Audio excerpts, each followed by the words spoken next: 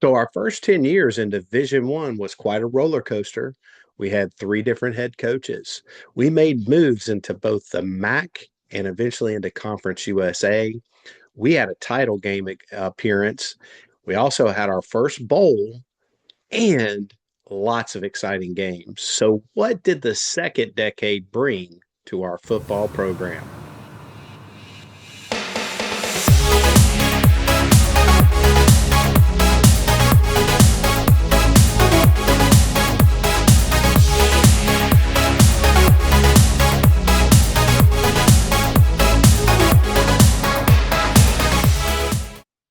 Welcome into One More Night, a UCF podcast, one team, one heartbeat.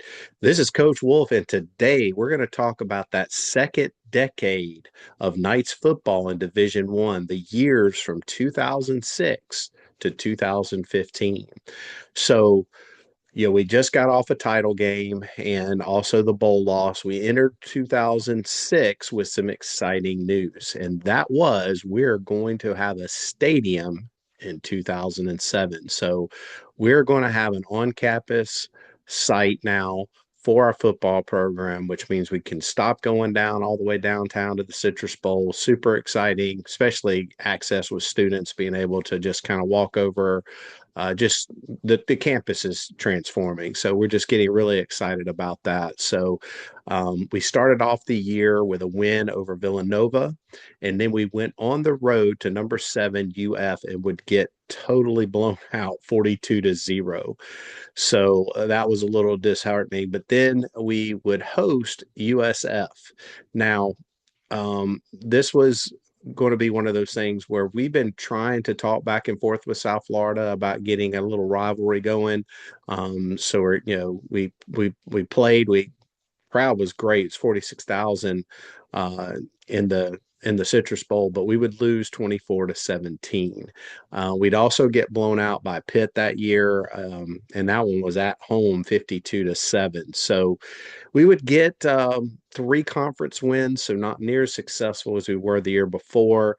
We would beat Marshall 23-22 and Memphis 26-24. We'd also defeated UAB 31-22. But we end the season with only 4 wins, 8 losses, 3-5 in the conference. So a downer coming off, being in the conference championship game the year before. But again, exciting news about the on-campus stadium. Now, at this time, I was actually still in Charlotte. My daughter was born in May of 2006, and I actually came back for one of the games and to visit during September. And I was walking through my old Y. I was supposed to have actually a lunch with one of the people from down at the Metro office, and he had to cancel on me. Some things came up, so I just kind of went by my old stomping ground, said, "Hey, who wants to get some lunch?" And so I went and got lunch. By the time I got back, the executive director pulled me in and just said, "Hey, what would it take to get you back to Orlando?" And we got to talking over the next few months, basically during this football season that was going on. And by November, I was packing up from Charlotte, moving back to Orlando to start working back here. And so I was going to be here for the opening, really wanted to get season tickets. So we did. So looking really excited about the 2007 season on campus stadium. We had seats really close to the field, but right kind of in the end zone.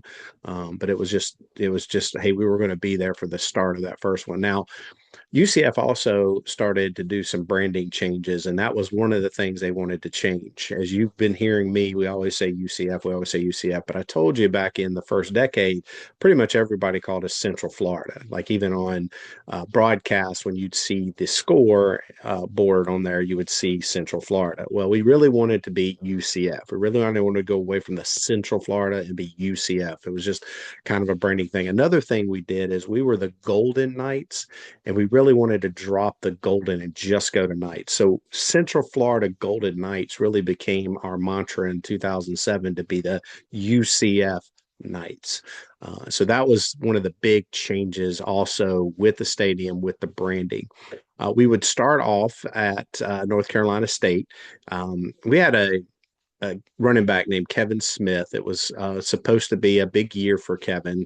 They called it 24K. His number was 24, and he was trying to get 24,000 yards, or even better yet, maybe a few more hundred yards and get a record, breaking Barry Sanders' record from Oklahoma State, as he was the leading rusher all time. But the thing was is that we started out great. We go on the road. He actually had an 80-yard touchdown run early in the game. We would be at 25-3 at halftime, so we really jumped out on them, and we got shut out the second half. They found a way to slow us down, especially the run game, stacked that box kind of tight. But we were able to hold on. We won 25-23, an ACC victory on the road to start the season, not too bad. We're coming home to the bounce or to Bright House. It was called Bright House Stadium at that time. I'll get to the bounce house here and just say it, but it was called Bright House Stadium. We were coming back to host our first ever game, and it was going to be against Texas. So a Big 12 team coming in, and they were ranked. I mean, they were a very, very good team. We had down at half at 20-10, but we came back and we'd actually pulled within, we actually were, I think, up 24-23 at one point in the fourth quarter. But then Texas got back, got a couple of scores. We were able to score really late and then try an onside kick, and then they just ran out the clock. But we would lose 35-32, but they, 45,000 packed house for the first home game. And the weather was so hot, and we actually had a lightning delay, but it was because it was in the area. It was kind of hazy, but I mean, we got no rain. It was 90, probably 97, 98 degrees. It was, a very, very hot day because it was a noon kickoff. So we would lose that game, but then we would have two big wins. We would win Memphis and we would win Louisiana Lafayette. And so, we're sitting here getting out of September 3-1, great start. But now we got to go on the road. So we've had three games, at home, which was kind of nice, but we're going on the road to ECU and we lose. And then we come back home, and then we are going again to go to USF this time. They're hosting us, but they're ranked at number 5. They have now started to get some traction in the Big East that they were in. This was the first one that was kind of titled War on I-4. The first two were just kind of just like it's a rivalry game, but it's kind of new. But this time we kind of started where there was this War on I-4, and all the time, we play them again. Pretty good crowd over at Raymond James, but they just beat us down 64-12. It was not even close. It was such an ugly game. And so you sit back and you look at the first 6 games of the season and you're saying, okay, we're 3-3, 1-1 in conference. There's just not a whole lot of things that are really looking good. But what we would do is that from that point on, we would run the table with 6 consecutive wins. And when I say run the table, that's what we did. We ran Kevin Smith. Kevin Smith just basically took over games at that point. And, Kyle Israel was our quarterback. He's mediocre. He had a better year than the year prior, his junior year, but he just wasn't one of those that's just lighting up. I think his touchdown to interception was, barely 1-to-1 his first season, and it was a more like 2-to-1. But again, he wasn't a high passer of touchdowns and yardages. I think he only had like 2,500 yards. Our main work was done on the ground through Kevin Smith. So Kevin would just go wild. We go to host the championship game again against Tulsa. So here we are. We're going to host again, this time at Bright House Stadium. And this is where I want to kind of get into the whole bounce house thing. So during television, when the television was, having our games on, and networks would have it, and they would set up their cameras there, and we were in the end zone. Me and my wife at that time, we were in the end zone, and it wasn't one of those where you'd feel like the stadium moving, but you heard people up at the top talk about how when people got jumping and the crowd got loud on some of the games, it almost had like a bounce to it. And so the commentators would talk about like it's bouncing, and it kind of came up with the nickname Bounce House. It was actually corrected after the season before the 2008 season because they just wanted to, structurally it was okay, but they just wanted to put more stability to it so it did not rock and shake. Because you would be watching on the television and we'd be jumping the stands, the fans would be, and the stands would just be jumping, and literally the camera was just shaking. I mean, it was like you were watching it like this, and it was just constantly shaking. And, so that's how we kind of had that. So we're hosting Tulsa. Now, interesting thing, there was an offensive coordinator there you may have heard of if you are a Knights fan. That is the one, the only Gus Malzahn. He was the offensive coordinator, quarterback coach, had come from, Arkansas, where he'd been very, very good in the high school ranks, and he had a guy named Paul Smith. So you had Kevin Smith for us, you had Paul Smith for Tulsa as the quarterback. He had thrown over 5,000 yards. So not only had he thrown over 5,000 yards, three receivers had over 1,000 yards, and they had a running back with 1,000 yards. So they had a 5,000 yard thrower, three 1,000 yard catchers, and 1,000 yard runner. So they were a good team, but we had beat them earlier in the year. So we had played them at one of the home games that we'd already had. Then we beat them 44-23. We knew they would understand the atmosphere they were coming into because it was definitely different than the last time they were in the Citrus Bowl. And so you'd sit there and it was back and forth kind of at the start. But Smoking Joe Burnett, and they called him Smoking Joe, he was our punt returner, and he'd had a couple throughout the year, but he gets a big return on a punt, puts us ahead at halftime 31-23. And then in the second half, our defense really starts stifling Paul Smith, and he throws three interceptions. They only get a safety as their points. We end up beating them 44-25.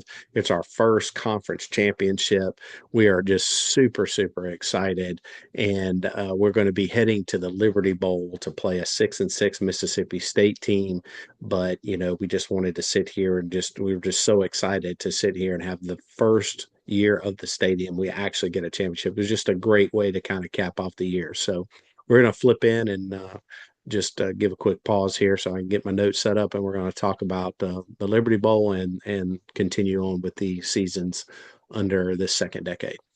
So, as you know, I'm a little bit of a storyteller, and so the Liberty Bowl has a story along with it. So, I mentioned my daughter was born, and we ended up moving back to Orlando. When we moved back to Orlando in February, she actually went with us because she was an infant. So, when our other two stayed with family, but we had little Kelly with us, and she was coughing a lot. We were afraid she was coming down with something. So, at the time, I was actually staying with my sister, my kids, and everything were down at their grandparents down in South Florida, and so she got looked at down there, and I was working up Central Florida. Well, it comes to find out that she had kidney cancers. She had a tumor in both kidneys. It was going to require immediately going on chemo and trying to shrink the tumors, and then was going to have surgery, and then do other round of chemo. So she was going to be in a battle for like 6 months. And one of the things too is St. Jude picked up her case, and so all of this was going to be done in Memphis, and so we do things at home as far as the medicine, but as far as the surgeries and stuff like that would be done up in Memphis, Tennessee, at St. Jude. And I can't. That's a whole nother story. St. Jude, awesome, amazing place. If you ever wanted to know. But the thing is that season people would watch her while we go to the game. So I was still able to go to get season tickets and do all the games. Well, I actually had a friend of mine that got me the championship game ticket, and actually got to sit on the 50-yard line for that championship game. But I knew I wouldn't be able to swing the Liberty Bowl. We weren't going to be able to make that happen. Well, I told you in last episode that how we got George was Dante had called in a favor from Minnesota because George had become the Notre Dame head coach, and then they found out he falsified his resume, so he got fired, and he'd been working up there before he came to us as a head coach. Well, somebody that my wife knew went to Notre Dame actually wrote to George O'Leary and said, "Hey, I have a guy that is a huge UCF fan. Here's what he's been going through with his daughter over the past couple of years. If there's any way you could help him out, he would love to go to the bowl game." So I'm sitting at work, and he called the house. I mean, they gave him the house number, and he called the house. Well, I wasn't there. I was working for the Y. I was, up in the afternoon, real late at night. I got home and I'd missed his call, but he wanted to set up a time to talk to me. And so I went to the athletic office, and he was actually meeting with Kevin Smith at the time because, I think they were deciding, he was a junior trying to decide whether he was going to stay or not. And, ended up that after that meeting, he was allowed me to come into his office, and so I walked into the coach's office and sat down with him, and we got to talking and kind of my story or whatever. And he said, "Well, look," he says, "I want to be able to offer you a chance to come watch us at the Liberty Bowl." So he hands me over 2 tickets. And I was like, "Man, this is great." But, my also thinking is, well, that gets me in the game, but, I got to travel, do all this. He wrote me his own personal, I'm going to tell you the amount, but he wrote me a personal check to basically help cover the cost of airfare, rental car, hotel, food, the whole thing, to be able to go up there and watch that. And I know a lot of people aren't big George O'Leary fans, and I've told this story a couple times, but um, you know, I, he was just kind of old school to me, but I always thought he was just, just a great person, and a great football coach, and did a lot of great things for our university. So, but Kevin, was going into that game, and I actually thought he would reach it. He was only a little less than 200 yards away from breaking Barry Sanders' record. He'd end up coming about 61 yards short on that. And the thing is, it's at 2,500 yards. I mean, that's not a bad season at all. But second behind Barry, but I really thought he would get it. But Mississippi State was 6-6. I was like, we should be able to run the ball on them. But they had such a good defensive secondary. They really kind of crowded the box and would come down and fill the gaps, and Kevin just couldn't find holes or break some of the tackles, and we really couldn't throw the ball very well. So we actually came out the second half and tried to do 2 tight ends and really try to control the line of scrimmage. It didn't matter. It was that secondary that was killing us, getting into those gaps and not letting him get free. We were tied 3-3 at half, but we would end up losing that game 6-3. They got a late field goal in the fourth quarter. So kind of a bummer. And it was so cold. I remember how cold it was. So found out later that Kevin was not going to come back his senior year. He was going to go, and he got drafted by Detroit, and became a running back in the NFL for a few years. Now he's coaching, but we were going to have him in 2008. So in 2008, you lost your quarterback, you lost your running back. How's the offense going to look? Well, we win against South Carolina State. Then we go on the road to Boston College and we lose. We go on the road to Miami, a little closer, 20-14, but we lose. And then we're coming back and we're going to host USF. They're ranked number 17. So again, they're ranked again in the Big East. We would lose 31-24, but it wasn't even that close. They were really far ahead, and we kind of tried to make a comeback. So here we are. We've talked about it being a rivalry. We're on I-4. We're 0-4 in the series. So just not doing very good. Our conference, we beat SMU, and it seems the two teams, and you'll see a theme in this decade as I go through this. We beat Marshall, we beat Memphis. So we beat SMU, Marshall, and Memphis. Those were our only wins. We lost in overtime to ECU, 13-10. We last game of the season, just terrible. We go on the road to UAB, and it was cold up in Birmingham, but no reason we couldn't compete. We could not move the ball. They had 5 field goals, beat us 15-0. So we end the year 4-8, 3-5 in conference. Kind of sad coming off such the high from 07, but hopefully we can, we really need to kind of figure out the quarterbacking and things like that. So we're going to see, we get into 2009, our non-conference, we win against Sanford, FCS school. We win against Buffalo, an old MAC team of ours, but we would lose at home to number 9 Miami, 27-7. Really didn't have a good showing, and we sold a lot of tickets. There was a lot of Miami fans there for that one. And then we were at number two, Texas, and was not close like it was in '07. They beat us 35-3. So you'll notice a trend. Conference, Memphis and Marshall, we get the win. We have a big homecoming win against a ranked Houston team. They were ranked number 13th. We come out in all black for homecoming. It was pretty cool. And we would end up holding them off with a late interception as they were driving to win 37-32 and get our first, ranked victory, our victory against a ranked team at the bounce house. So that was pretty cool. But a very mediocre year, 7-5. We were 6-2 in conference, and we started out 0-2. So we did win six in a row. So there was a little bit of momentum.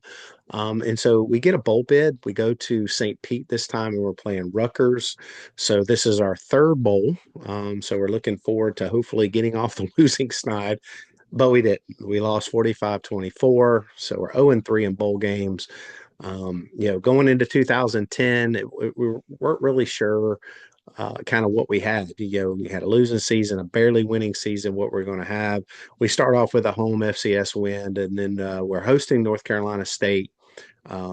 Rob Calabrese was our QB, and he really struggled. And so George looked to one of the freshmen we had, and we had two freshmen. We had Jeff Godfrey, and we had a guy you may have heard of if you're UCF Knight, Blake Bortles.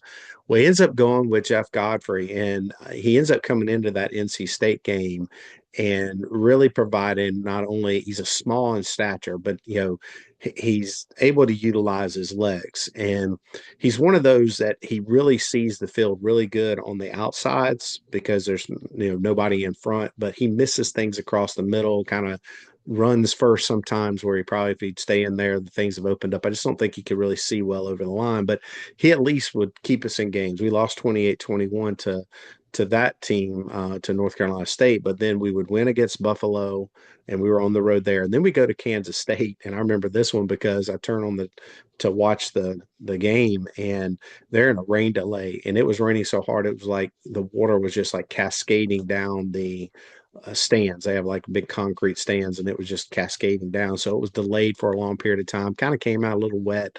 We just couldn't really get anything going. 17-13 loss. Really had a chance to even kind of do that. But then we would go five conference wins in a row and be rewarded with our first ever AP ranking. Came in at 23. And so it was our first time in history. We had been ranked. And what do? We lose at home to Southern Miss 31-21. So again, we drop out of the rankings, but we would win the last two games of the year at Tulane and at Memphis, and we would host the championship game again, this time against SMU. We also got back into the rankings at 25, and the SMU game it wasn't fantastic, but it was a little bit sloppy, but we were able to win 17-7. My dad actually knew some of the coaches on there, and they actually talked a little bit because he was in town as well. And then we would get a Liberty Bowl invite again, and this time we would play the 6-6 Georgia Bulldogs. Well, we had some history with Georgia, if you remember, in that first decade with, where we got robbed, burglary in between the hedges. I mean, we got robbed on that offensive pass interference call. So really wanted to beat them. Didn't know Mark Rick was struggling coach there at Georgia. They were looking to move on from him. And this would be one of his last seasons there. And, we ended up being tied at 3 at half. And then that was like, man, that's deja vu because that's the exact score that we had with Mississippi State. And then they would come out and they had a 6-3 lead on us at the end of the third quarter. So in the fourth quarter, it's about 9 minutes to go. We're driving the ball. We get down there to the end zone. I did not go this time, so I'm watching it from home. But the camera angle they had was actually, pretty much kind of in that coffin corner of the end zone when they did it, and they were on the 10-yard line. And Latavius Murray, who we call LT for Latavius, so LT Latavius Murray breaks free on a 10-yard up the middle run, and gets into the end zone. We take a 10-6 lead. We're able to hold them off. Latavius ends up getting MVP with 104 yards on 18 carries and that touchdown. This would be an 11-win season for us. So it was the first time. So 11-3 and 7-1 in conference. We'd end the year with our first ever end of year AP ranking at 24th. And this is the thing. You look at the first 6 years in Conference USA, we've taken 3 division titles and 2 championships. So not a bad way to start. We had a couple of seasons in there wasn't there. So there was some excitement to be like, hey man, let's keep this going. Well, in 2011, we did another slide. We slid back in not such a good year. We lost at FIU, which is a team we should beat. We lost that 17-10. Um, and then we lost at BYU on a little closer game, 24-17. So we'd start September 2-2. And then we would only secure 3 conference wins. You want to know who 2 of the wins were? That's right, Marshall and Memphis. So we've kind of handled Marshall and Memphis. We also had a victory against UTEP, within 5-7 and 3-5 in the conference. So kind of a down year. Jeff Godfrey decides that he wants to transfer, so he puts in like he wants to do a transfer. I think George is just like, I think kind of realized he just can't see over the middle of the field. He just struggles with his height to be able to see open receivers. So I think that was the knock on Jeff, and so they were going to move on from him. And we'll talk about the quarterback that comes in to replace him. But during that offseason, O'Leary really talks to Jeff, wants him to move to wide receiver. Jeff decides that he's going to stay at UCF and he's going to come wide receiver. So we're going to take a quick pause. I'm going to flip over and get my notes set up, and we're going to talk about the next couple of years with a quarterback called Blake Bortles from Oviedo, Florida. So Blake is a redshirt sophomore because he did not lose any eligibility his first year when he was a freshman with Jeff when Jeff started instead of him. So he's a redshirt sophomore, but he's been there for 3 years. He knows the system. We go get a win for Akron and FIU at home, and then our other 2 non-conference games are on the road at number 14 Ohio State. They have no problem beating us. But then Missouri, I was actually kind of talking a little bit of noise with my cousin because he graduated from Missouri, and I'm like, yeah, we're looking better. We're looking better. I mean, and we had a lower crowd than I would expected. That was the one thing. Bounce House, we've been back in the house with 45,000 people. Well, about 10,000 short of that for this game. Is at high noon, hot.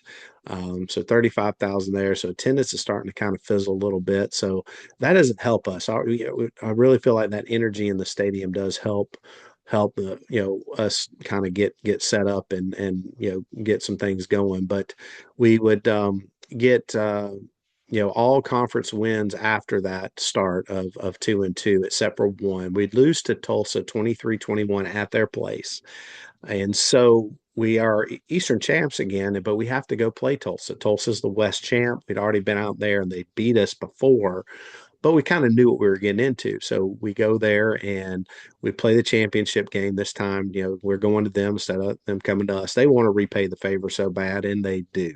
Now, not without overtime. It was an overtime game. They would win 33-27, but we just didn't really play good on either one of those. So it was kind of disheartening. Really thought we had a chance there. But again, we're going to get a bowl invite. We're going to go to St. Pete again, and we're going to play Ball State. So we go play Ball State. I went to this one. I wanted to go to it. So I went to the game. St. Pete's just so close to where we are. And we would get the win 38-17. So finally, we are starting to get some bowl success with, beating Georgia in Liberty Bowl. Now we beat St. Pete. So we're at least getting to bowls. We're getting some wins. We just came short of the conference championship. Again, another Eastern title. And not only that, but we have some exciting news because we're getting ready to move to a different conference. So this is exciting. Well, the move is actually going to be to the Big East, but at the same time, all the teams from the Big East were actually jettisoning to go to other conferences, and the Big East was actually going to be dissolved. So the Big East was going to end up going away. So here we thought we were going to go be in, even what's considered a power conference because the Big East was considered one at that point. And I was like, oh man, they're not going to be able to be part of the Big East. So they ended up coming up with a different name for it. It was called the American, or the American Athletic Conference, the AAC, which is so confusing between ACC and AAC. But most of the time they branded themselves as just American. So the American conference. And so in that first year, there's kind of a blend. There's still some Big East teams that have kind of, over for 1 year and then they'll switch. So there's still some of the Big East teams that are eventually going to go away. They're kind of playing under this American title, but at the same time, we're going to get the Big East bid for a BCS bowl game if you're the winner. But we all know who that's going to be. I mean, Louisville, Teddy Bridgewater, they're number 8 in the nation. They're the ones that are probably going to get that bid. So we start off with 4 non-conference games. We play Akron and we win. We go to FIU and we beat them. And then we have a great road victory at Penn State. So we go to Penn State. We win 34-31. Blake has a huge game, 288 yards, 3 touchdowns. We would come back home and we would be hosting number 12, South Carolina, who was coached by Steve Spurrier at this time. And Spurrier was nervous. He said, "This team makes me nervous. This is not your normal, lower level, um, team that you play. They've been, and we've been kind of having uh, that reputation for a while now that UCF can trip you up if you're not careful, and we'd lost more than we would hoped, but it still put some fear in there. Now, South Carolina had no problem jumping out on us. They're 10-0 at half, and they would go 28-10. Um, in the fourth quarter, but we would score 15 points in the fourth quarter to get it back within there, and had a chance, had a little bit of some miscues, but we had 2 big pass plays that happened in the fourth quarter that Blake found Rennell Hall for a 73-yarder, and he found Brashard Perryman for a 79-yarder that just put us back in that game. And you could tell because they would show clips of Steve.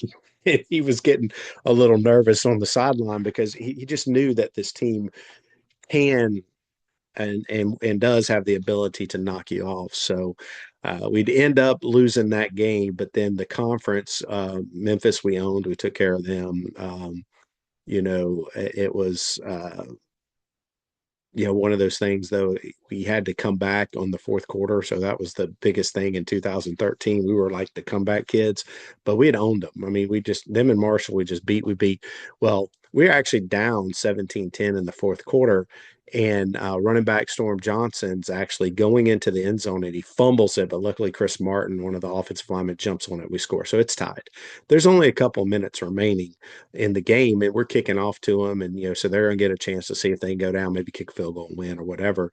And a backup running back we had was William Stanback, and he had a couple of big highlights. Just not so much as a runner, but as laying some wood to people, putting some licks on. And he was on the kickoff coverage team, and the guy goes down and he gets the ball and decides he's going to bring it out, and he gets to probably around like the 11-yard line, and William just crunches him, just folds him in half. He loses the ball.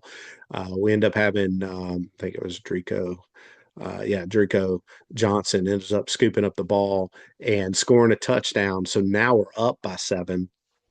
And then they're driving. I mean, Memphis gets the ball and they're still driving, trying to come back and tie it up. But Brandon Hayes intercepts. They were on the 6-yard line going into score, and Brandon Hayes makes an interception. We win 24-17. We're like, all right, sweet. Well, then here's the challenge. We got to go to ranked Louisville on a Friday night, play Teddy Bridgewater. All know what's going to happen. Here's where we falter, and we're down again, 28-7 in the third quarter. We score 21 unanswered points in 4 minutes and 20 seconds to tie it up going into the fourth quarter. Then we actually get a field goal. We're actually up 31-28. And then Teddy takes them on a 9-play, 88-yard drive where he scrambles a 15-yard TD run to put them up 35-31 with 3 minutes left. And they actually have a little YouTube video of the final drive of UCF, and it's a great watch. If you ever get a chance, so definitely go watch it. But Blake takes them on an 11-play, 75-yard drive, 2-yard TD pass to none other than the pass quarterback, Jeff Godfrey. Now, Rennell Hall almost messed it up because I think he thought the pass was to him, but Jeff was coming across in motion and then kind of, goes goes right off the tight end, and then he's actually behind Rennell, but Rennell's like the ball's there, but he's like triple covered. But Blake found Jeff kind of slips through the coverage. They all kind of jump up at Rennell, and Godfrey's just wide open in the back of the end zone, and Blake hits him, and we end up stunning them and beating them that day. And so that was huge for us. Getting that victory on the road, we would end up becoming ranked. We would become 21st in the AP poll. So we get a ranking again. We handle UConn at home. The defense stands up at home on homecoming. And again, Stanback has another, like, I think it was one of the top plays for uh, the ESPN top 10 plays. And he caught a little swing pass out, and this defensive backs out there trying to tackle him. And he basically just runs right through him like a truck. So we do good there. But then we go on the road to Temple, and we're up 22-21 at half, but their quarterback's causing us issues. I mean, he's getting loose, he's doing that. Well, we end up, you know, getting stuffed at the 4 yard line. I mean, we're going in to, get a score, and then they turn around and we get a breakdown in pass coverage, 75-yard TD pass we give up. So now they go in and take the lead. And, so it's 29-28 because we're able to go down and score again. So we go down and score and get up by one again. So it's just going back and forth. Now, we end up getting an interception, but then we go three and out. And then again, their quarterback giving us trouble. He drives them down and gives them a score to go up 36-29. There's 2:04 remaining in the game. It's not looking good. And if any of you've seen this was the number one play on Sports Center. And it's 1st and 10. And Blake is in shotgun. And one of the offensive linemen just misses the block completely, and Blake gets the ball and he does like a 360 and kind of rolls out, and he just gets on the outside, and he looks like he's just throwing the ball away. And the great one is listen to Mark Daniels. I know they have the ESPN coverage or whoever was covering it, but Mark Daniels is over there and he's like, rolls out, he throws it. Oh, he's overthrown. And then it's like, he got it. He got it. But JJ literally, I mean, Blake looks like he's just throwing it out the back of the end zone because he's just save it for another play, right? Save it for another down. Well, JJ ends up catching the ball with one hand and just like bringing it down. It's called the catch. I mean, it was just amazing. But that would get us a chance to tie it up. Well, there's very little seconds left. I mean, we're not going to probably get a chance after the kick, after we kick off. But with 28 seconds left, we get the ball back, and Rennell Hall is begging Blake. He's like, "Look, they're playing soft. They're just expecting us to kneel down. Let's take a shot." And kind of talks Blake into it. So Blake comes in there, and he ends up finding a wide open Rennell Hall 35 yards down, catches it. Then he eludes a couple of tacklers and takes off. Ends up with a 64-yard uh, catch at the end by the time he gets tackled. We do a great job of running up, hustling up, spiking the ball. We are now in field goal range. We run out, kick a field goal. And so what looked like we were going to lose or go to overtime, we end up winning 39-36. And then, it's just one of those things where it's just those types of games that we would have. We did host USF. We, finally get a victory against them. We've been 0-4 against them. We finally get a victory. We go up 23-20, and Oza Wrights gets an interception to seal that. And we got lucky because we had 5 turnovers that game. We didn't play good enough to win, but we did. We pulled it out, and we would be Eastern champions again, and also being able to host. We would host SMU. SMU would come to us. It was a sloppy game. We didn't play our best, but we get the win. We become champs 17-13. And so, just a great way to end the year. We're 11-1, and we are basically the American or the Big East, get that bowl. We're the champs because we beat um, Louisville, and we were undefeated 8-0. So we are going to get a BCS Bowl bid, and we get the Fiesta Bowl invite. And then, boy, I have some more information on that. I know this one's getting long, but this one may just run about an hour. So let me flip over and then we'll talk about these last couple of years as well as that Fiesta Bowl game. All right. So the Fiesta Bowl, when they came out, we were a 17-point underdog to the Baylor Bears. And Art Briles was there. I mean, he just missed out on making the playoffs and really kind of playing for that championship. And they were doing a lot of crying about some things. Oh, we should be in it, but they got tripped up. They were 11-1, we were 11-1. And so, they felt like they were being slighted, but the bowl pick'em has a chance for you to pick games or you can do on confidence points. And confidence points is you pick the game and then say, how confident are you? And you have points from 1 to 36. So games that you're not very good on, you say, hey, I'm going to give it 1 point confidence. If I have really strong confidence with 36, midway be about 18.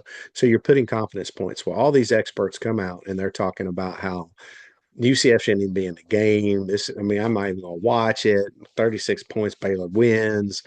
I mean, they just were doubting us from the start. I mean, and so I was like, wow, this is kind of crazy. Well, Blake is, or yeah, we're actually on vacation till New Year's Day, and we make sure to pack up early because I want to get back and get it. It's the afternoon game, and so Bortles comes out, and they're just expecting, try to roam a Storm Johnson and pass with Blake Bortles. Well, we come out, and we run Blake. And it just totally throws them off. We run some options and they're just not ready. And then we got them on their heels defensively. And then we're not running them. And then we're running Storm and then we're running Blake again. And it was just back and forth, back and forth. And we would just end up taking an early lead, jump out on them, just kept the pressure on every time they got close. We would break it back out. Blake had 301 yards, 3 TDs, 1 rushing TD. Storm had 124 yards, 3 TDs. Renell Hall had 4 catches for 113 and 2 TDs.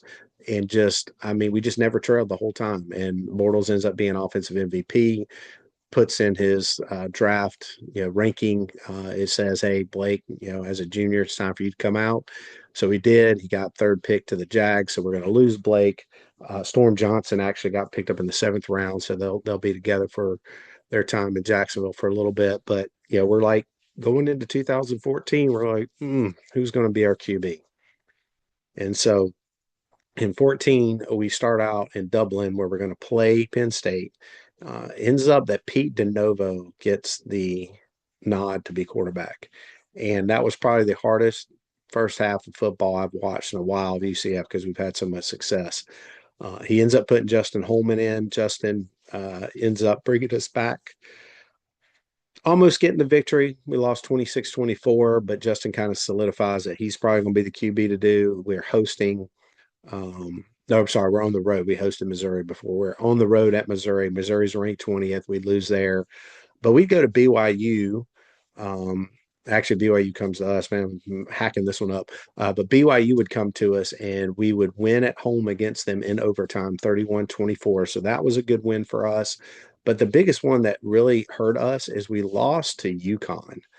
And now it was on the road, but still, it just we'd own UConn. UConn had just they've been trying to create a rivalry with us, but it just didn't stick. It was so funny. They came up with this trophy and called it this rivalry, kind of north south kind of rivalry and everything, and it just we kind of laughed at it. But they beat us. They actually handed themselves their own trophy and stuff, but that hurt us because it gave us a conference loss. So we're sitting here and we're like, okay, there's no championship game this time because it's not East versus West, because we're still in this whole thing where the Big East has been dissolved. So we don't have enough teams really to break apart yet.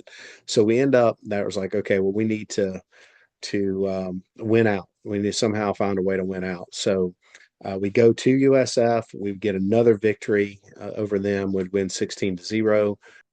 And we go into that last game versus ECU, and there's 3 teams. There's us with 1 loss, Memphis with 1 loss, Cincy with 1 loss. So basically, it's one of those things where now all we have to do is win, and we at least get a tie.